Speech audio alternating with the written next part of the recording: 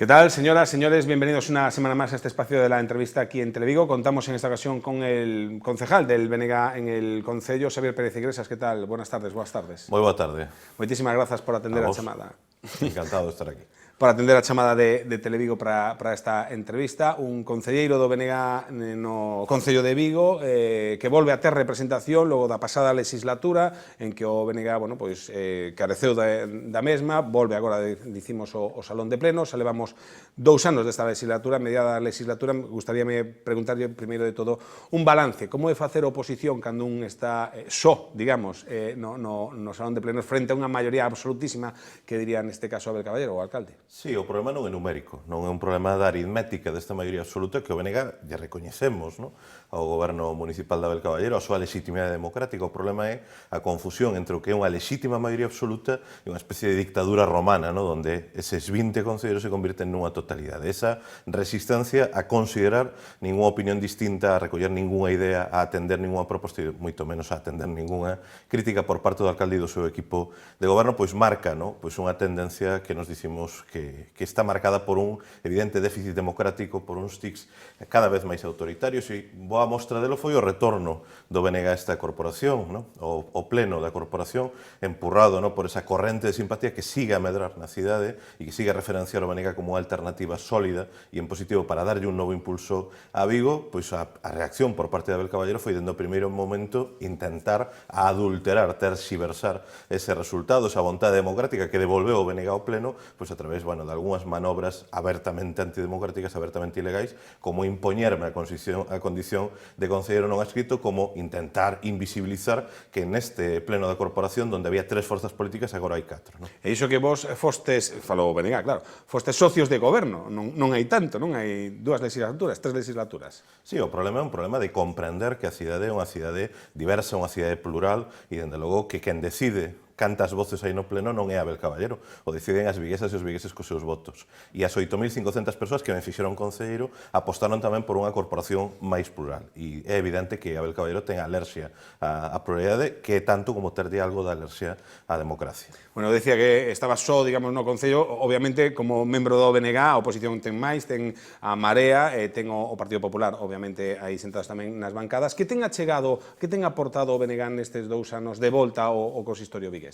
Bueno, eu de maneira, con toda modestia, pero tamén sin ningún tipo de complexo, creo que o BNG temos contribuído a cambiar algo o escenario na política municipal. Viñamos dun mandato anterior caracterizado por un permanente pim-pam-pum, bastante estéril, nesa lea permanente, había moito balbordo, moito ruido, poucas propostas, poucas alternativas, e o BNG, efectivamente, xercemos de forza da oposición, pero dunha oposición propositiva, dunha oposición que ten alternativa política, dunha oposición que ten proxecto de cidade, porque algunha experiencia tamén temos como forza política a respecto de que Vigo queremos poñer en marcha. No? Bueno, eu creo que, a pesar, no, desa cuestión numérica, a pesar da cuestión aritmética, tendo apenas un concelleiro, o certo é que eu creo que todo o mundo pode recoñecer, coincido ou non coas posicións do BNG, que o BNG hoxe é unha forza referencial tamén na oposición, e durante todo este tempo, durante este algo máis de medio mandato, o BNG temos xa posto encima da mesa alrededor de 500 propostas, ideas, posicións concretas, alternativas para mellorar a política municipal de Vigo. Nos, a diferencia de outras forzas políticas da oposición,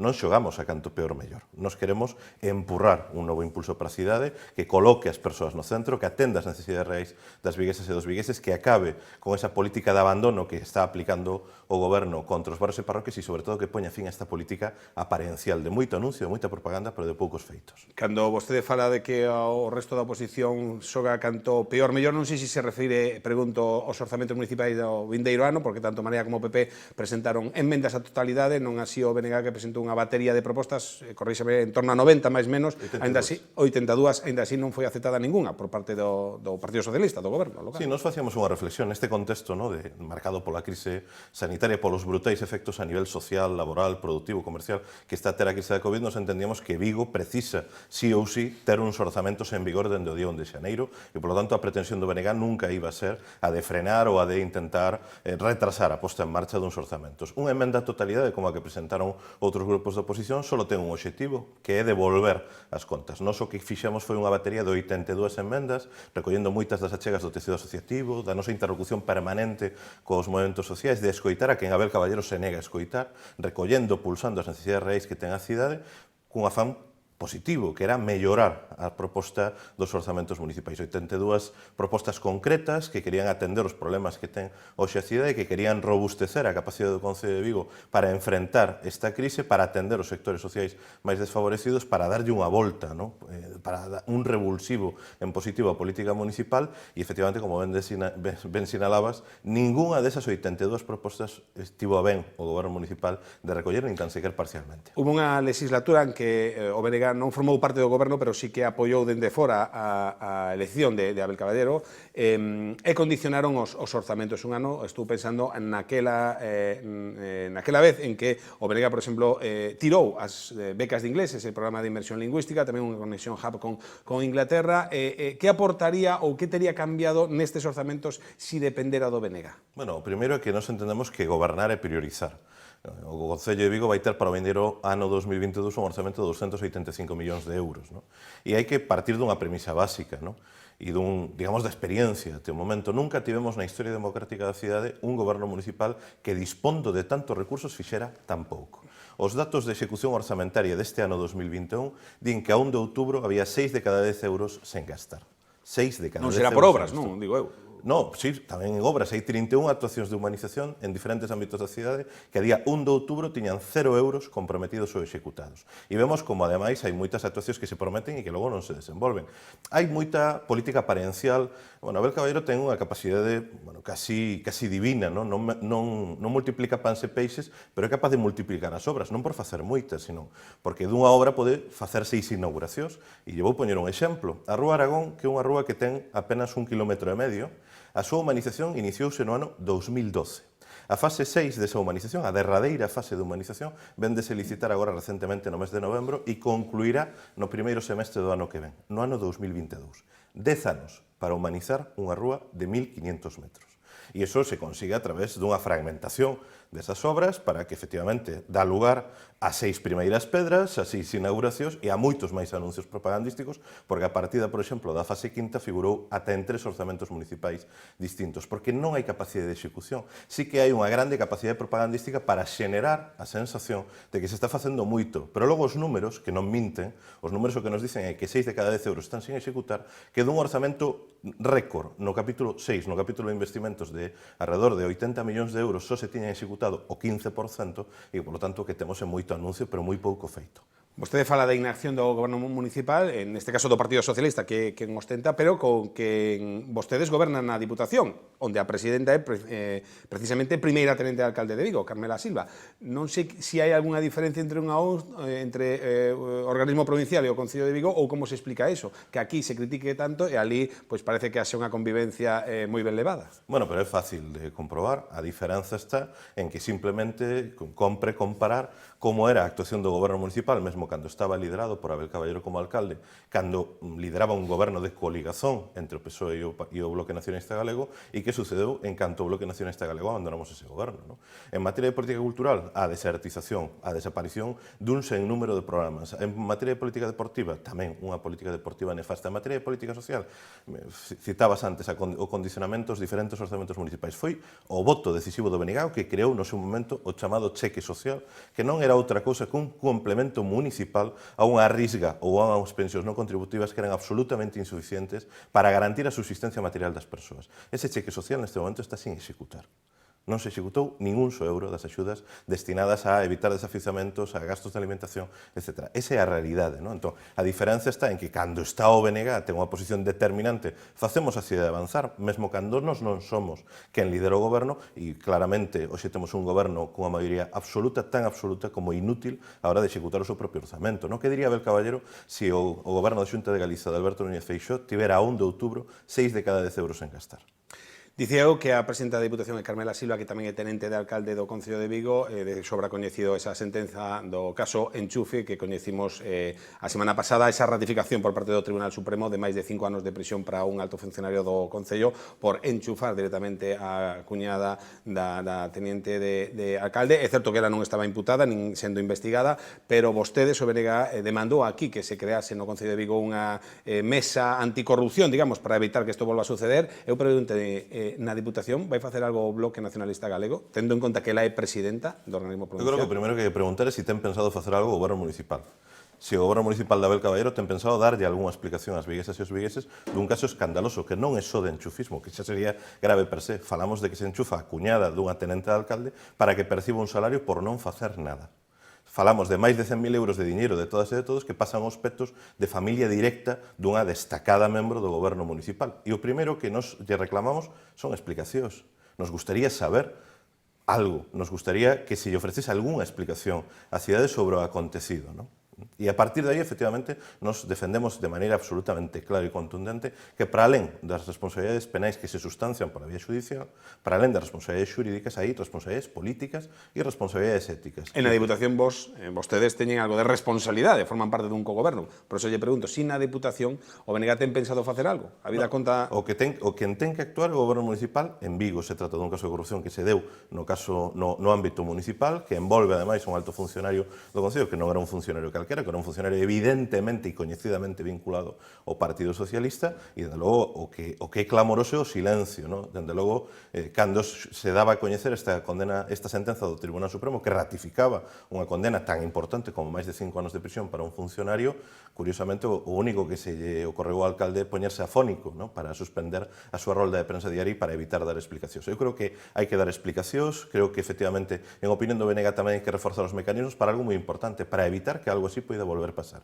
E por iso propuxemos unha oficina municipal anticorrupción, partindo de que a propia intervención municipal recoñece de maneira reiterada que carece dos medios humanos e materiais necesarios para inspeccionar, para facer ese control exhaustivo do diñeiro público, tendo en conta, ademais, outra cuestión que ven recollida nos diferentes informes da Auditoría Económico-Financiera do Concello, que é que o Goberno Municipal de Abel Caballero abusa estructuralmente dos contratos menores, que foi precisamente a fórmula para esta corrupción, para este caso de corrupción e de enchufismo, a través de 8 contratos menores cunha empresa que contrataba o Concello de Vigo para que fixera de intermediaria para facer chegar ese salario á cuñada da señora Silva, e nos o que dicimos é que é necesaria esa oficina municipal anticorrupción e algo moi importante, que se cumpra o regulamento orgánico do Pleno que mandata que é obrigatorio constituir a comisión de control, a comisión de vigilancia da contratación do Concello de Vigo. Plan Xeral, estamos ahora mesmo nese período de exposición pública, un plan xeral que chega logo da anulación do anterior, do 2008, por parte do Tribunal Superior de Xustiza de Galicia, me parece que tamén do Tribunal Supremo, efectivamente, en última instancia. Hai un novo documento que obra, neste caso, do goberno actual, do Partido Socialista. O anterior pasara por moitas mans, empezara polo Bloque Nacionalista Galego, tamén o Partido Popular, logo fora modificado co aquel famoso 40% por parte do candidato a postre alcalde ou por parte do Partido Socialista. Ahora temos, digo, un novo borrador. Que lle parece? O que eivas teñen ou que fortalezas teñen este novo plan xeral para a cidade de Vigo? Cando se anulou por decisión do Tribunal Supremo en decembro do ano 15 o Plan Xeral de 2008 que foi aprobado polo goberno de Abel Caballero, pola maioría que sustentaba o goberno de Abel Caballero, o Bloque Nacionalista Galego dixemos de maneira clara que a cidade tiña diante de si unha oportunidade. Tiñamos a oportunidade de poñer en marcha un novo planeamento que fose de toda a cidade e para toda a cidade, un novo planeamento que respondese a unha ordenación racional da cidade, que puxese couto a especulación urbanística, que apostase por un Vigo de futuro e que, na nosa opinión, só pode ser un Vigo sustentable, un Vigo verde, un Vigo reconciliado co seu medio natural e que facilitase, entre outras cuestións, o acceso social á vivenda. Para iso, Vigo necesita un plan xeral de consenso. E para que xa consenso ten que haber participación e ten que haber transparencia, que son precisamente as dúas cousas que o goberno de Abel Caballero non quixo que houbera. Vimos un borrador elaborado na clandestinidade, que se tramita en pleno confinamento domiciliario. Vimos un plan xeral que a súa aprobación inicial se celebra nun pleno no mes de agosto, a finais do mes de agosto, día 26, e que por primeira vez na historia da cidade temos un plan xeral que só conta co voto a favor de unha das 4 forzas políticas que facemos parte da Corporación Municipal. E esos son elementos, son síntomas claros de que hai un evidente déficit de transparencia e de participación. Pero non é menos certo que agora mesmo está en exposición pública e que é accesible a todo o mundo. Por suposto, tamén os partidos políticos, pero os vigueses e as viguesas, que poden achegarse ata o Auditorio Mar de Vigo e comprobar se lle afecta ou non lle afecta ou dar a súa opinión a través da alegación. Claro, pode acudir ao Auditorio Mar de Vigo en horario de mañá, hai 36 citas só cada xornada, e efectivamente para poder obter algún asesoramento breve en relación ao planeamento. Falamos dun plan xeral que é un documento enormemente complexo técnicamente, que é moi difícil de acceder para unha persoa do común que non este, digamos, familiarizada con manexar este tipo de documentación, E é certo que se prolongou un mes ese período de exposición pública, pero tamén é certo que non houbo realmente grande interese por facilitar o coñecemento. Por poñer un exemplo, eu son concelleiro do BNG, son membro do Consello de Xerencia Municipal de Urbanismo, eu só tiven a oportunidade en 3 ocasións de falar coa equipa redactora do plan. Ninguna das preguntas que formulei como concelleiro, igual que ninguna das preguntas que formularon os resto de grupos de oposición recibiron resposta, e a día de hoxe eu ainda non recibín unha copia de xogos de planos impresa. Debe ser que o Concello de Vigo só ten fotocopiadora, só ten imprenta para o grupo de goberno. Non? Entón non hai realmente interese por facilitar o coñecemento deste plan e de feito vemos como ao que se remitiu as asociacións de veciños son apenas un xogo de 2 planos, sin ningún tipo de visita técnica, sin ningún tipo de apoio e falamos ademais dun planeamento que quere definir o modelo de cidade nada menos que de aquí ao ano 2050. E dicimos que hai 3 elementos que nos preocupan enormemente deste plan xeral. En primeiro lugar, que non quere resolver o problema máis grave que ten a cidade, que é o problema do acceso social á vivenda. Non? Nunha cidade onde os prezos de alugueiros se encareceron por volta dun 30% nos últimos 5 anos, a Asociación de Inmobiliarios desta cidade nos alertaba de que no primeiro semestre do ano que ven van subir os alugueiros en Vigo por volta dun 6%. Temos o prezo de vivenda tanto nova como usada máis caro de toda Galiza e iso provoca que centos, que millares de familias traballadoras teñan que abandonar, non, a nosa cidade porque non se poden permitir vivir en Vigo, non se poden permitir o prezo desta vivenda. Bueno, frente a eso, o Goberno Municipal de Vigo decide que non queren mobilizar esas 18.600 vivendas que están desocupadas, que na súa mensa maioría son perfectamente habitables, e nos fala de 14.500 vivendas con algún nivel de protección que non sabemos en que vai quedar, e temos un precedente importante. No ano 2007, Abel Caballero prometeu que en 4 anos iba a facer 6.000 vivendas protegidas. Ben, non pasaron 4, pasaron casi 14. Bueno, en todo este período Abel Caballero non fixo nin 6.000, nin 600, nin 60, nin 6 vivendas protegidas en Vigo, non fixo ninguna. Fala vostede de que a tramitación do novo plan xeral foi durante a pandemia, tamén durante a pandemia, e co gallo precisamente dela mesma, foi adiado, ou foi, digamos, prorrogado, mellor dito, o contrato de Aqualia, tamén o contrato de Vitrasa. Por certo, que agora mesmo os traballadores de Vitrasa están unha folga que a partir dos día 13 sería indefinida se non chega a un acordo coa dirección da empresa ao respecto dos seus dereitos, ao respecto do convenio colectivo. Por outra banda, digo, a Auga ten unha nova factura para consumo real, estáse a facer tamén a depuradora. Aquilo que se fixo, esa prórroga, tiña que ser así, ou cal é a opinión do BNG, se tería que ter saído a concurso aínda que estiveramos nunha situación complicada para todos? Bueno, vamos a dicir unha verdade, non hai unha factura por consumo real.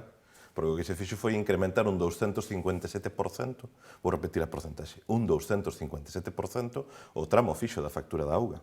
E pasamos dunha cuota máis ou menos de 7 con algo euros a case 28 de costes fixos. Por lo tanto, consume unha porción moi pequena. Houve unha proposta do Partido Popular no Pleno para votar abaixo esa factura e que se redactara unha nova factura que toda a oposición, e obviamente tamén o goberno do PSOE, votou en contra. Por que votaron vostedes en contra desa proposta se vostedes mesmos critican esa nova factura? Claro, porque o problema non é só un problema tarifario, é un problema de modelo de xestión da auga. E o BNG o que defendimos no seu momento en que esa histórica loita do movimento veciñal contra o calote que supón, contra a estafa que supón a tarifa da auga en Vigo, non era só un problema de tarifa, era un problema tamén de modelo de xestión. E a nosa aposta é decidida porque un ben público esencial como a auga ten que estar baixo xestión directa pública, baixo xestión municipal.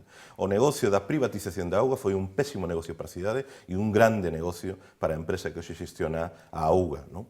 Temos unha das facturas da auga máis caras. Vimos, ademais, unha realidade. É difícil acreditar en que teñamos unha factura por consumo, é difícil en acreditar que poida haber algún aforro, cando o propio informe municipal que xustifica a nova tarifa di que a previsión de ingresos antes, coa antiga tarifa, eran 39 millóns de euros, agora coa nova siguen sendo 39 millóns de euros. Non hai ningún aforro, hai simplemente a simulación dun cambio de conceptos en factura, pero, dende logo, as viguesas e os vigueses non van pagar menos por auga e, dende logo, non van pagar só pola auga que consumen, sino que, fundamentalmente, o que van pagar é pola prestación de servicio. Pode ser que todos en conxunto paguemos o mesmo, pero tamén pode ser, pregunto, que aquel que consuma menos pague menos e o que consuma máis pague máis. E ao final das contas, a previsión sexa a mesma. Bueno, o que estaba cuantificado por parte do propio goberno municipal é que o aforro que estaba estimado era que naqueles usuarios que consumiran menos de 6 metros cúbicos de auga, iban ter un aforro mensual de 55 céntimos de euro. Ese é o aforro. O resto, efectivamente, algúns casos están vendo encarecida a factura, sobre todo, temos tamén que denuncialo, no caso dos consumos de carácter empresarial ou industrial. E non falamos de grandes consumidores, falamos da subida da factura da auga a un establecemento que vende roupa, non? Ou que falamos dunha oficina ou falamos dunha xestoría. Bueno, falamos desa factura. Por lo tanto, a nosa aposta é por deixar de facer dos servizos públicos e dos bens públicos esenciais como é a auga un grande negocio privado. E no caso de Vitrasa vimos un novo agasallo, non? Que forma parte da complicidade estructural, non? Que ten o goberno municipal coas grandes concesionarias, coas grandes empresas privadas que se levan máis da metade do orzamento municipal de Vigo. E compre que eu creo que é importante que as viguesas e os vigueses o saiban. As empresas privadas que concesionan ou que contrata o Concello de Vigo se levan máis da metade do orzamento do diñeiro de todas as viguesas e todos os vigueses. Que explicación ten esa prórroga? Na nosa opinión, ninguna. O argumento era que estaba en elaboración un novo prego e que como chegou a COVID, bueno, había unha alteración no horizonte económico-financiero, non se sabía que iba a pasar, non se sabía con que aforos se iba a... Bueno, podemos comprendelo, ben?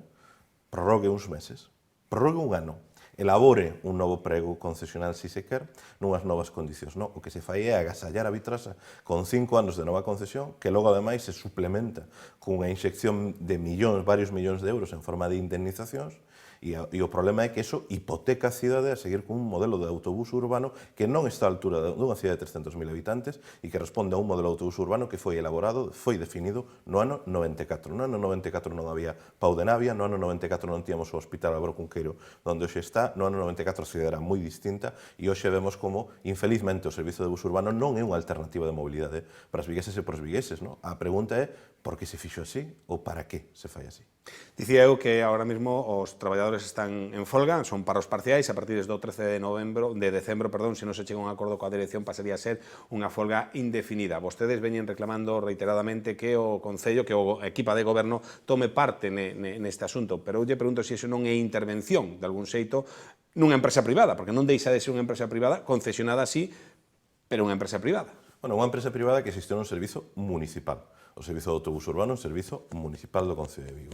E unha empresa privada que recibe cada ano do Concello de Vigo de maneira directa por volta de 13 millóns de euros en forma de compensacións para os diferentes bonos, para as diferentes modalidades de abono que figuran na actual tarxeta PAS. 13 millóns de euros de dinheiro público máis a súa recadación.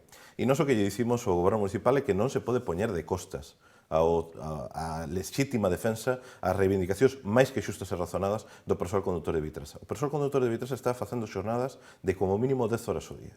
E o que está denunciando o persoal de Vitrasa é que a empresa non lle permite facer os descansos, as paradas técnicas de servizo que necesitan. E non é só unha cuestión de saúde laboral do propio persoal que xa per se sería algo importante, algo relevante. É que estamos falando de persoal que conduce buses que van cheos de xente e que mesmo en términos de seguridade viaria, de calidade da conducción, pois, dende logo é razonable. Non se pode seguir impoñendo unhas condicións absolutamente insoportáveis de traballo para o persoal de Vitrasa, mentre o grupo avanza, sigue facendo caís e sigue xenerando importantes lucros cada ano. Somente nos queda nada, menos de 2 minutiños. Moi brevemente, facerlle a pregunta do Nadal. Que lle parecen as luces de Vigo, se as ten visto, a repercusión que teñen, se son boas ou son criticables? Bueno, eu creo que é un debate un tanto tramposo, porque luces houbo sempre, non? É certo que Abel Caballero se empeña en que o ano 2007 é o ano cero, non? Que antes da súa chegada al Bueno, pero a repercusión non é a mesma. E as calles, as rúas non están cheas como estaban no ano 2007 ou antes do ano 2007. A repercusión publicitaria non é a mesma, certamente, non? Un grande investimento en a rúa tampouco. Non é máis que pasear unha fin de semana. Sí, hai moita máis xente na rúa, non? Outra cousa é o retorno, non? E nós, para non ser tramposos, vamos a utilizar datos oficiais. Vamos a coller un Nadal, unha campaña de Nadal, non? Nesa conversión que reduce a cidade a unha especie de grande parque temático casi dende xullo, non? Até agora vamos a ver cal foi a repercusión nun ano normal que non foi un ano COVID, que era o ano 19. Bueno, o ano 19, onde hubo un investimento real por un importe maior de 2 millóns de euros, o que nos dicen as cifras do paro rexistrado é que no mes de xaneiro do ano 20 se rexistrara 100 contratos máis que no período anterior.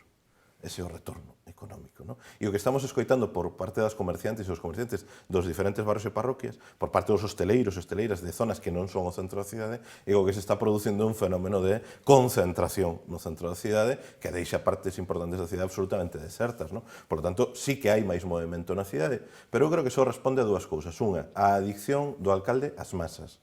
Abel Caballero necesita masas. Eu non son psicoanalista, non vou facer unha avaliación clínica de a que se debe, pero é evidente que responde a esa pulsión. E, en segundo lugar, porque mentras estamos falando ou discutindo sobre o parque temático de Nadal, non falamos de que o seu goberno, con maioría absoluta, só executou 4 de cada 10 euros do orzamento deste 2021. Xavier Pérez Iglesias, concelleiro do BNG no Asuntamento no Concello de Vigo, moitísimas grazas por atender a chamada de Televigo. Un placer. A vostedes tamén, moitísimas grazas por estar en outro lado do televisor. Agardamos a vindeira semana con un novo invitado ou invitada. Deica, entón, xa saben, sexan felices.